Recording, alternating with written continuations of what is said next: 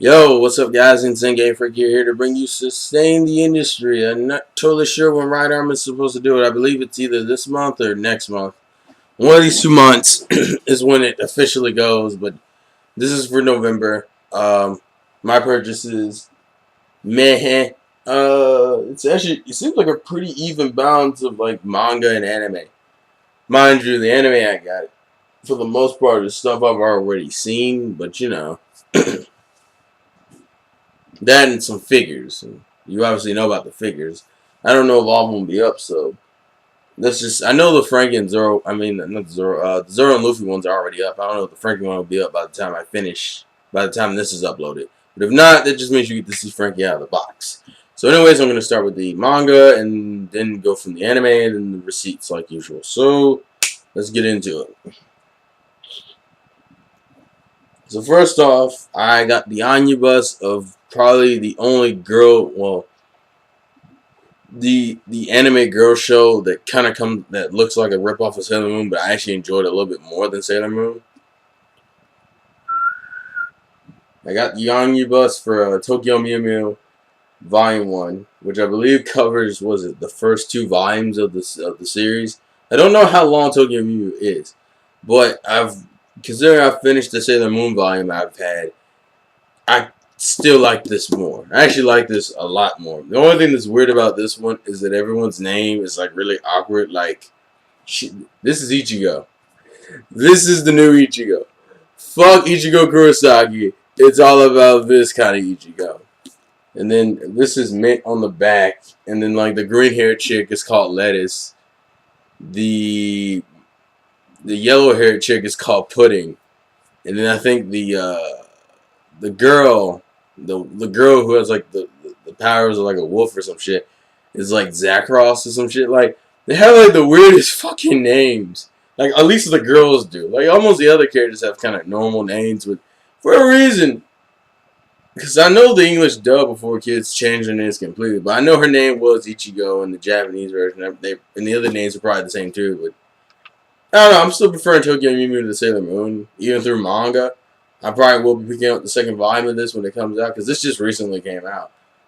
So, in terms of, I need to get the Sailor Moon volume. I've just been digging around, unfortunately. But anyways, Tokyo Mew Mew Omnibus 1 contains the first 2 volumes. Pretty good. Now to get to something that I've been waiting for so fucking long, and it took forever for this bitch to get here. But I got here, and I read through this, and volume 11, and volume 12, in the matter of, I think I did it all in the same day. Volume 10 of Shaman King. And J-Man was right when he told me there's like a cool moment for Horror in here. Actually, is it even in here? Wait, no, look at it. No! I found it hilarious. The cool thing with Horror is in volume 11. Yeah!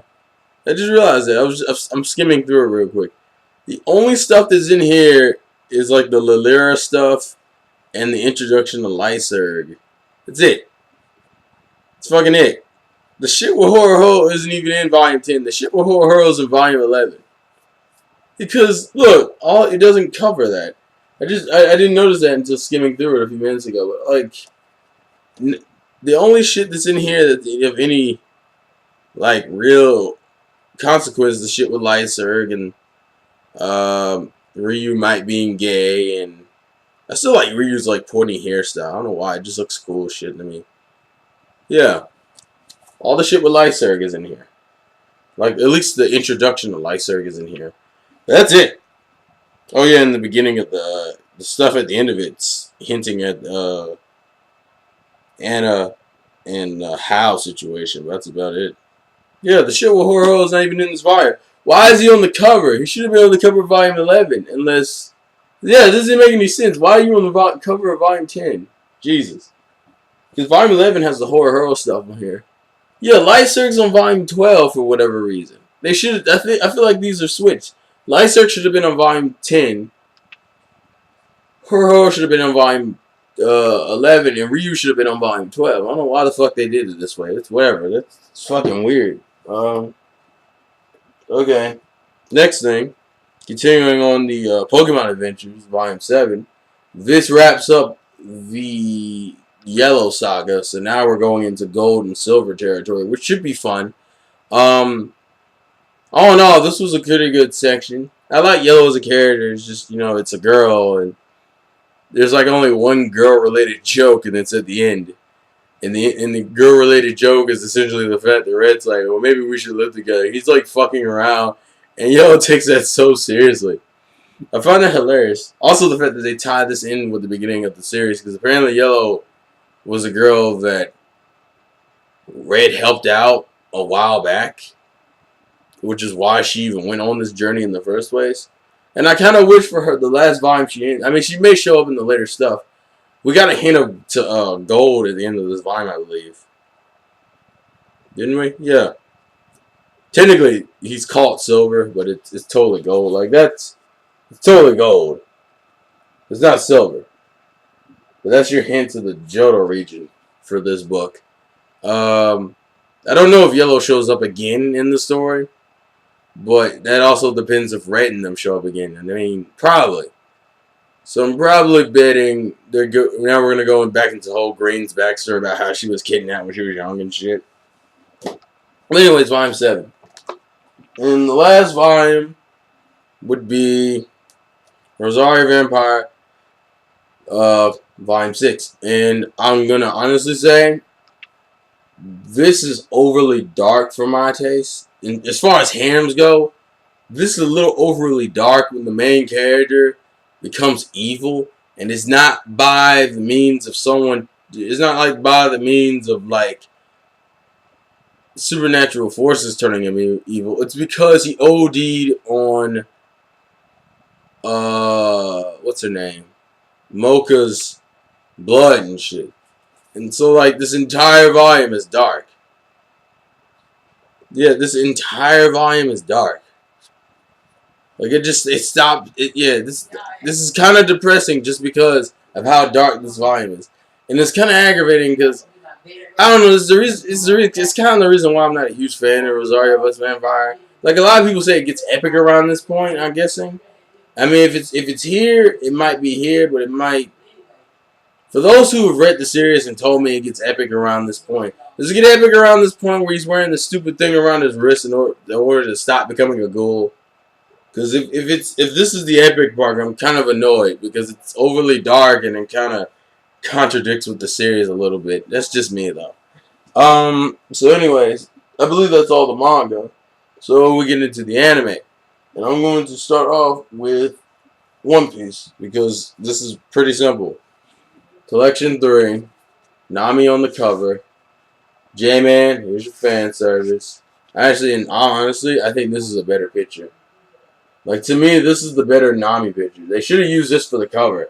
Because I've seen this pose. This pose is on Voyage. It's on part 1, too. Like, they're reusing all the Voyage covers, and I don't know why. But then again, they're collections, so they're just going to dick around with this stuff anyway. But whatever. You know, it covers all the,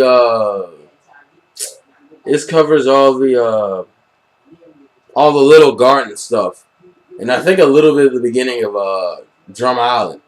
And I think that was the reason why they do what they do next, because the next collection, they have Chopper on the cover. Not totally sure why they have Chopper on the cover, but they have Chopper on the cover. I think that has something to do with the fact that we're covering Drum Island next, but I don't know, I kind of wish they stayed in order and did Usopp next like they were supposed to. Because it isn't like Usopp has any arcs, like specific arcs for Usopp later. Unless you count Water 7. Which I know he won't be on the cover of. It'll probably be Frankie on the cover of that one. So whatever the fuck ever. But yeah. Nami. Collection 3. Next thing. Aniplex actually improved on the packaging for this one. Blue Exorcist. Volume 1. This covers the first 7 episodes. It's sub only. It actually has a lot of bonus stuff in there. It's like you have this. It's a slip cover for one, and then you open it up. It has a poster inside, a double-sided poster, mind you, which I am going to show off real quick because I didn't unbox this. It has mind you, these posters and the double sides for this cover. The double sides for this cover is actually covers for other volumes in Japan, because you know Japan has more puts less episodes on their DVD so they have more volumes than we do. But this one, wait, oh my bad, which is Mephisto and Ren, and then you have Ren and Yukio on here. That's the poster for that, and then like the slipcover is like Shamey and Yukio on one, and then like I forget the girl's name.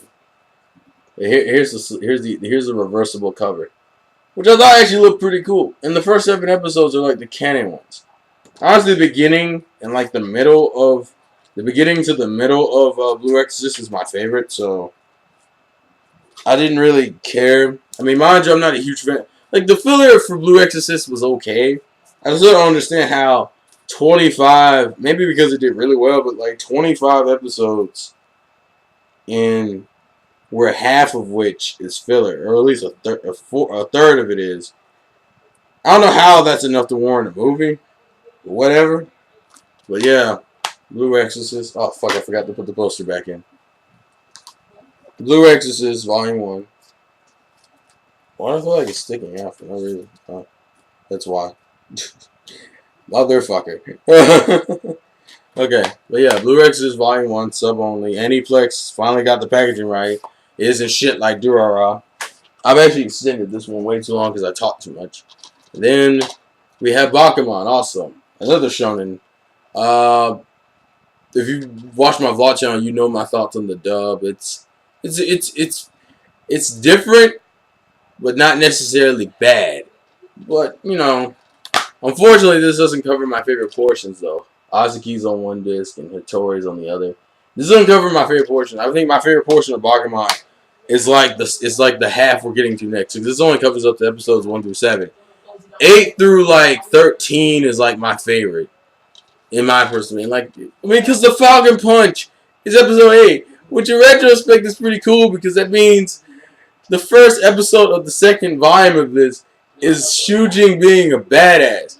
And then we get to cover like the Kai and Iwase stuff, which is just awesome to me. So I'm more looking forward to volume 2 for this, and then I'm looking forward more to volume 2 of this than this one. I mean, this one's good. I watched all the episodes of this, but I'm just saying I prefer volume 2. Just because it has more of my favorite episodes in the series. And then finally, in terms of the DVDs, we have Squid Girl Part 2. I'm pretty sure I've already recorded and edited the review. I just have to upload it. So you'll probably be seeing a review of Season 1 for this part soon. This is actually really good. That's all I'm going to say because I have a review coming. Also, the review is going to be pretty funny just because how ridiculous it is. And now, to finish off the scene industry, we get into the figures. And I'm going to show you Frankie. I'm not going to go too much into this because I've already reviewed these figures and you've seen them. So, Frankie, hopefully I've uploaded the Frankie review before that comes out, hopefully. That may not be the case, though. Zoro, time skip. This still counts because it is anime and manga related.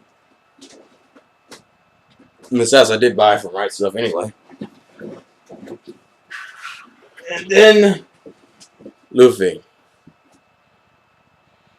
Time skip. And so essentially, that's everything for sustaining industry. 3 figures, some DVDs, and some mangas. So, let's kill out the receipts and end this bitch. Squid Girl Season 1 Part 2.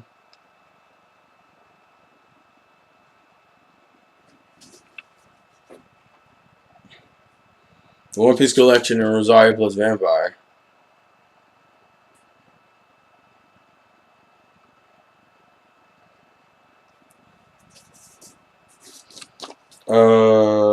Tokyo Mew Mew.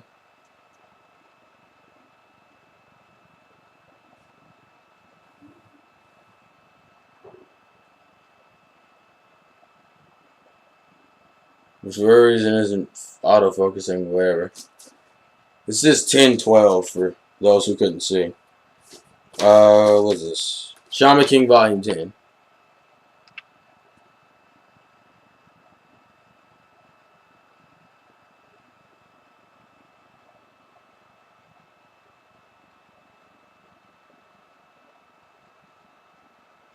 which is like $5.36. Um, Blue Exorcist and Bakuman.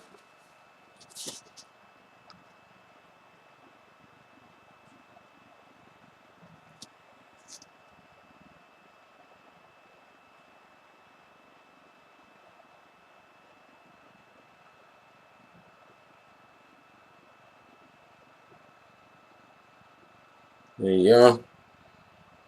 That actually was more than it should have been, mainly because I did quick shipping, so it's like technically $46 and some change, but I did shipping and handling, so it didn't come out to that as a final product.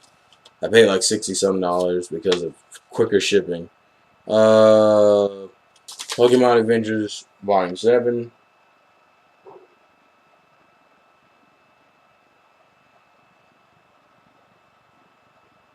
There you go. I think the rest of these are the figures. Yeah. Frankie figure.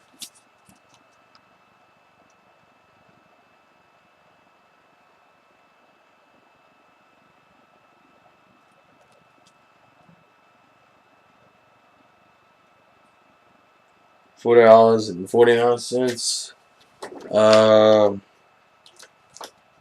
And the last two are Zoro and Luffy. So there's Luffy's. 18 bucks. And Zoro's. Oops, my bad. $26. Zoro. Alright, so that's essentially everything for this insane industry. I could not get this bitch around 15 minutes. I just can't win. But anyways, anyone leave what you bought this month in the comment section below. If you've watched or read any of this stuff I have down here, thoughts and comments on that anyway. And I think that's about it. So life's a gameplay to win. And one last question for you. What are you doing to sustain the anime and manga industry? Peace.